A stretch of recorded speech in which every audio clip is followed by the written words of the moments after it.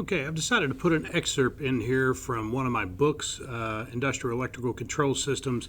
So I felt like we needed to expand a little bit on the basics of the 6 elements of ladder logic. So let's run through this. So first of all, we have 6 elements that are our basis of logic. And the very first one here is AND logic. AND logic would be likened to a two-handed switch. You might see a two-handed switch on a lathe, a wood lathe, let's see. So to where you had to have both hands to be operating the switches so that you could not accidentally have one hand inside of the equipment, turn it on with the other, and obviously injure yourself. It's a very common thing. I've seen that in factories before. I've seen sensor switches on manufacturing pieces of equipment where an individual would put the component that's going to be, something's going to happen to it, and then they get their hands outside of it and put each finger in a sensor. It does whatever it needs to do, and then they can go in and get the part. Keeps them from injuring themselves. A two-handed switch. It takes both of those switches to be energized for it to do something. OR logic, ladder logic elements. OR logic would be I can turn it on from input 1 or input 2. Either one of those switches will operate it. NOT logic, to where there is a normally closed switch to where that is energized. So when L1 is energized, there's power on. Let's say it's a light, and until I push that button, then the light will go off. But as soon if there's power going to L1, and L1 and L2 are energized, then you have the output is on until I hit that button.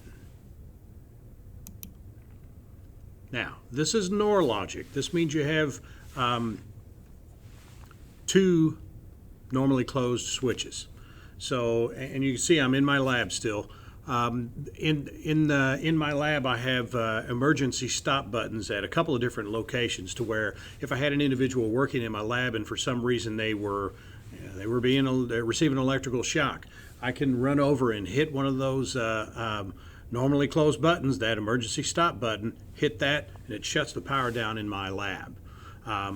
This is just an example of it. There's 2 normally closed contacts there. You could have several of them in a series like that, to where it would shut down the circuit. Either one of them were pressed.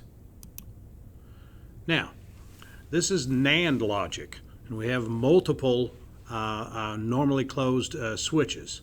The analogy I have for you on that is, think about the lights inside of your car. When you have all the doors shut, say you got a 4-door. 4 switches here, 4 doors. All the doors are shut, lights off, or the dome lights off inside of the car. You open the doors up, and all of the lights are on, and until all 4 doors are shut, the lights stay on, or in theory. That would be the analogy of NAND logic, to where it takes all of those to be made in order for that output to be, that light, that output 1 up there, to be turned off. Now this is a graphic for the seal-in circuit, or what is called memory logic. We have AND, OR, NOT, NOR, NAND, and memory. This is the seal-in circuit. You have your stop button, and then you have your start button, your output, which could be a indicator light. It could be the coil on a relay or on a contactor, motor starter. And then we have the relay contacts, this other rung, this rung 2. That is where an additional set of auxiliary, we'll call them contacts on a relay, would also be a part of the circuit, to where when you have hit that start button, it energizes that output. It energizes that coil on that relay. And meanwhile, you energize an additional set of contacts that will cause that to maintain or hold it or seal it in until you hit that stop button, and then it will release it.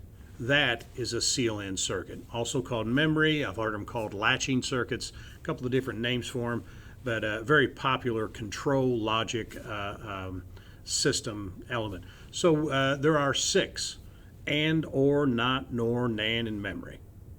Okay, ladder logic elements.